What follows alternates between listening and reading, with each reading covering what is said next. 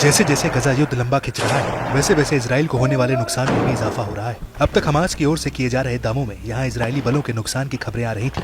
अब खुद Israeli media ने भी गजा में इजरायली ऑपरेशन को हुए नुकसान पर चिंता जताई है। मीडिया आउटलेट की ओर से जारी आंकड़े की माने तो उत्तरी गजा में इजराइल को बड़ा झटका उठाना पड़ा है। पिछले 3 महीने में ही हमास के हमले से 46 इजरायली सैनिकों और अधिकारियों की जान जा चुकी है।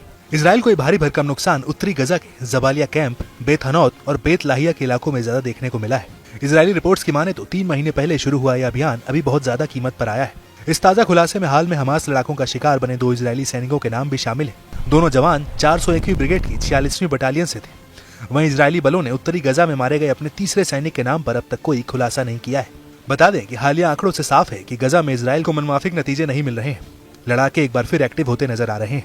लड़ाकों ने फिर से गजा के उन इलाकों में घुसना शुरू कर दिया है जहां पर इजराइल ने उनकी सफाई की जानकारी दी थी। इजरायली बलों ने बताया है कि 7 अक्टूबर साल 2023 से अब तक कुल 828 इजरायली की सैनिकों को अपनी जान गंवानी पड़ी। वहीं अगर गजा में हमास के खिलाफ जमीनी हमले और सीमा पर सैन्य अभियानों की बात करें तो मारे गए इजरायली जवानों का आंकड़ा 400 के पार जा चुका है, जो इजरायली सेना ही नहीं पीएम नेतन्याहू के लिए भी चिंता का सबब है। इजरायली मीडिया आउटलेट की माने तो हमास की मिलिट्री विंग भी इजरायली सेना के लिए बड़ा रोड़ा बनी हुई है, जिसका खामियाजा इजरायली बलों को अपने सैनिकों की जान गंवाने से भुगतना पड़ रहा है। हमास लड़ाके टूटी फूटी इमारतों और खाली पड़ी सुरंगों को इस्तेमाल कर इजरायली जवानों को चुन चुन कर शिकार कर रहे हैं, जिससे इजराइल को सिर्फ अपने सैनिक से ही हाथ नहीं धोना पड़ रहा है, बल्कि उसके कई टैंक और साजो सामान भी तबाह होकर राख बन गए हैं। खबर यह भी है कि हमास अब इजरायली बलों के ही हथियारों का इस्तेमाल उन पर कर रहा है, जिससे इजराइल को होने वाले नुकसान में कई गुना का इजाफा देखने को मिल रहा है।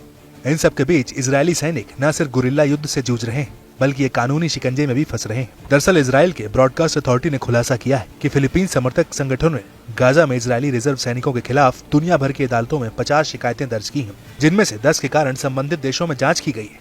हालांकि अभी तक कोई गिरफ्तारी दर्ज नहीं की गई है। हाल में ब्राजील की एक अदालत ने पुलिस को गजा में युद्ध अपराध करने के आरोपी एक इजरायली सैनिकों की जांच करने का निर्देश दिया है।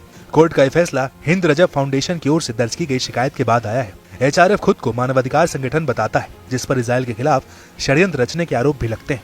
वहीं संगठन ने आरोप लगाया है संदिग्ध इजरायली सैनिक टूरिस्ट के रूप में ब्राजील में है, जो गजा में इजरायली सैनिक के रूप में नरसंहार अभियान में शामिल था।